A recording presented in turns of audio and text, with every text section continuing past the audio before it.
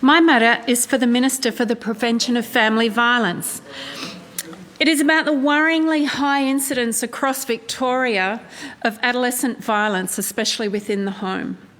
Adolescent violence is its own distinct form of family violence and typically takes the form of child-on-parent or sibling-on-sibling assaults, aggression, intimidation and/or abuse, and I see it as an incredibly significant problem for our state. Like earlier childhood trauma, violent behaviour during adolescence can often be the entry point for people, not just into long periods of criminal offending, but also more basic problems such as difficulties in learning, in communicating, and in maintaining emotional stability.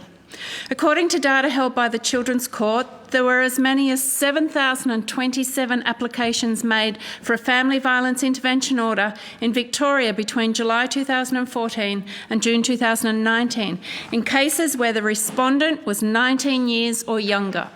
In fact, around 10% of all family violence police calls out in Victoria in respondents aged 19 or under. Particularly disturbingly, around 30% of these respondents are females. Worse still, as disconcerting as these numbers are, they actually underplay the full extent of these problems. I say that because research in this area very consistently reinforces the notion that many occurrences of adolescent violence are never even reported.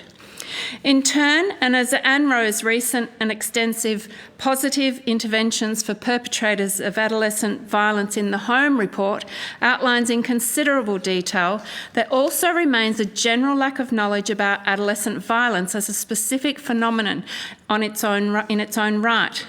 Unsurprisingly, this then leads to further gaps and inconsistencies in policy, practice and legislation, as well as in policing and jurisdictional responses. In short, a more systemic approach to address the needs of these adolescents and their families is urgently required. Victoria currently has another new problem on its hands altogether here, of course, given that such violence has very likely also increased during the coronavirus lockdown. Bearing all of those points in mind, the action I seek is an update on progress on the implementation of recommendations 123 and 124 of the Royal Commission into Family Violence.